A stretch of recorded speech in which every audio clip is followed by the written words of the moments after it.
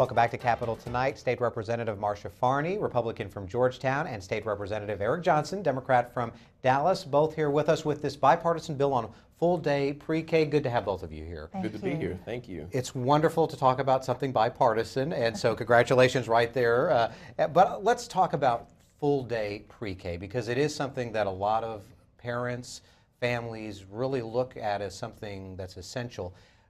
Talk about the need. Representative Johnson, I'll start with you. The need that's out there right now in Texas. Well, as you probably know, right now we actually have a pre-K program in Texas. It's a half-day program, right, and the eligibility to participate in that program is limited to what we would describe as at-risk students. So it's free and reduced lunch eligible students and children who are homeless or were former foster children, English language learners, things like that. What we have realized through looking at research from across the country and looking at best practices is that that demographic that we want to help through early education, pre-K specifically, half day doesn't quite do the trick. And so what we have found from looking at the research is that full day is what you really need to be able to get the kind of student achievement result that you're looking for by the third grade. So the idea here is to incentivize districts, not mandate them, but incentivize them sufficiently to make the transition to full-day pre-K. And Representative Farney, I know that this was something that was on the campaign trail. Now Governor Abbott wanted to do something about early childhood development. How similar is this bill to what he proposed when he was trying to get elected as governor? That's why I was so excited to join Eric on this, because it's very closely aligned to what Governor Abbott has said would be his educational priority. We are aligned very closely with many issues as far as the student-teacher ratio that has not been established, now would be through this legislation. We're also upgrading the amount of qualifications for the teachers to have to ensure it's a high-quality program. Also, it's going to be aligned with the pre-K guidelines that are already established that Governor Abbott specified was important to him. So we are closely aligned with what Governor Abbott has specified as an educational priority. Talk more about the districts then, how they qualify. What is it that districts who are watching this right now need to know specifically in order to qualify for this? And then we'll talk about the finances in a moment. Well, one thing that's important to understand is that the existing pre-K program that we have, the half-day program, is left untouched by our legislation. So if you want to continue doing what you've been doing, if you're a district that offers a half-day program, you're welcome to continue to do that. This bill doesn't mandate that you stop doing what you're doing or that you do anything different. But this bill is saying, and what this bill would require of districts who want to have this additional funding, and we'll talk about the cost, I believe you said we'll do that in a little bit, but for the additional amount of per pupil funding that we're offering, we would require the districts to implement what research has shown to be the best practices for pre-K.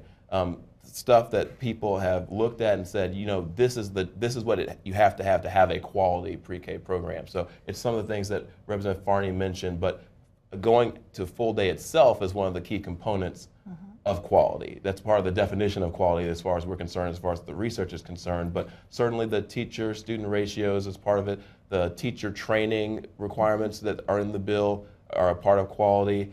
Having a TEA-approved curriculum, so you're not just sort of going into the classroom and just doing what you think might be a good thing, but instead you have research-backed and a TEA-approved pre-K curriculum that you are teaching, and then we are imposing some reporting requirements and data collecting requirements on the districts to ensure that what they're doing is something that we can track and we can look at and we can learn from so that we can improve the program as it goes forward. That was an issue during the campaign between Governor Abbott and then the nominee for the Democrats, Wendy Davis, that, okay, how are you going to measure this success? We don't want to test, give a standardized test to a youngster. How does this bill measure success? This is not going to be in any form or fashion another standardized test on children. The program will be tracked by seeing how the children progress, but it doesn't reflect on the individual child as much as it does the growth of the child through the program. Governor Abbott has stated that he would like to see the continued growth through grade 4, and that's what this provides, the research data for that. And again, I want to reiterate, the most important part of this that I think people are excited about, this is not a mandate, it's an opt-in, it's local control, and the extra financial stipend comes only if you choose to participate. So I think that's really exciting. Well, I'll let you follow up on that, and then you can chime in there, Representative Johnson, on the finances. How much money are we talking about then? What would be required of legislators to approve in order for this to move forward? Well, Governor Abbott, I believe, has stipulated a dollar amount closer to $1,500. We actually went ahead and had a larger amount in there, so we have room for negotiation, room to move on that. And I think Representative Johnson and I are very much looking forward to getting input from districts about what that would be. One of my districts chooses to provide full day because, as it is with the abbreviated half-day schedule, there are so many children that do not have the opportunity to participate in this very important program because their parents are employed. So when you have parents who are employed, then those children wind up going to a daycare or staying with someone else who may not have this rich language environment for the children to grow and develop. One of my districts, though, has chosen to do that, and their cost has been around $1,400 instead of even the $1,500, but they opt to include that into their budget to make that sacrifice because it's just, they can see a difference in their children when they get to kindergarten. And there's been a lot of support from outside the Capitol right on this. Give us some examples of who is supporting this. I will speak to that. But if you want to get to the finances. Well, I wanted to just clarify one thing about the finances. I think it's important for people to understand. Right now, we're spending $36.50 of formula funding per child that's in a district that is required by state law to provide pre-K to 4-year-olds under current law. For the half day. For the half day. And the projections that we've used to figure out, the ballpark of the cost is we've assumed, for purposes of the estimate, that of the students that are being served by pre-K currently by the half-day program, that 40% of them, which translates to about 87,000 kids, there are 217,000 kids total in pre-K right now, and we're assuming maybe 40% of them will be in a district that chooses to go full day, which would be about 87,000 kids. Our initial, the negotiating point was $36.50 of additional funding to go to get the other half of the day, times the 87,000, which gives you a total estimate price tag of $318 million to do the ramp up to full day. But again, that's based on an assumption about how many districts will opt into it, and so it's a number that could be anywhere from the $36.50 down to the $1,500 that the governor's proposed. I think the numbers, is probably somewhere between those two. But to give you an idea of what people are spending now who opt to go to full day, like your district did, DISD is doing full day, but they have to go and raid other funds to put with the $36.50 to do it, and they are telling us that they're spending about $8,500 per kid to do this. Wow. In the 3 states that are considered to be the models for the country, North Carolina is doing it for about $7,800.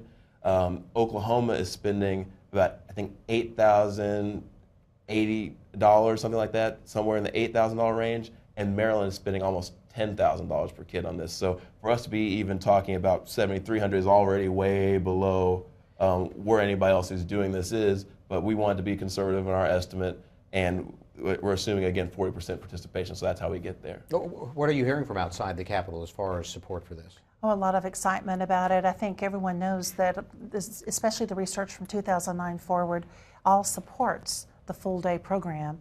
It makes a tremendous difference, and once again, this is targeted only towards our most disadvantaged children, as Representative Johnson mentioned earlier. So because it's targeted, it's not universal that goes for every child. It's only to our most at risk.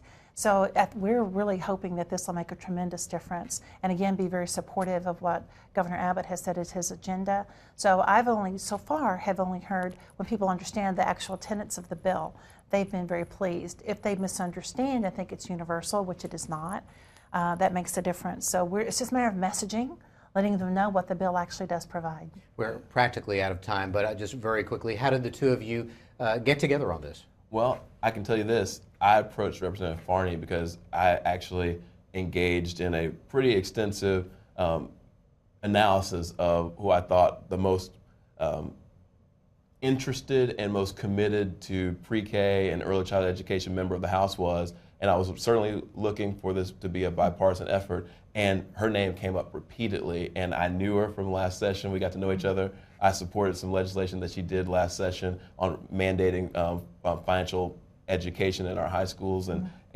so I actually, went to her and said, "Would you like to work on something that I think is going to change the future of Texas?" She said, "Would I? I mean, I've been on this issue a lot longer than you have." So we've worked together on this, and we have a bill that I am convinced, once people actually read it, hard to get members to read right now, because they're just not, they haven't gotten their committee assignments yet, although they may have them by now.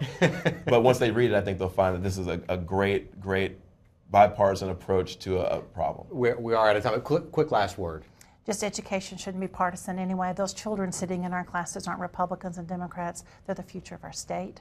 And he has a real passion for our children, and I'm delighted to work with him. All right, Representative Farney, Representative Johnson, thanks to both of you for being with us. We really Thank appreciate you. it. And we're back with more Capitol Tonight right after this.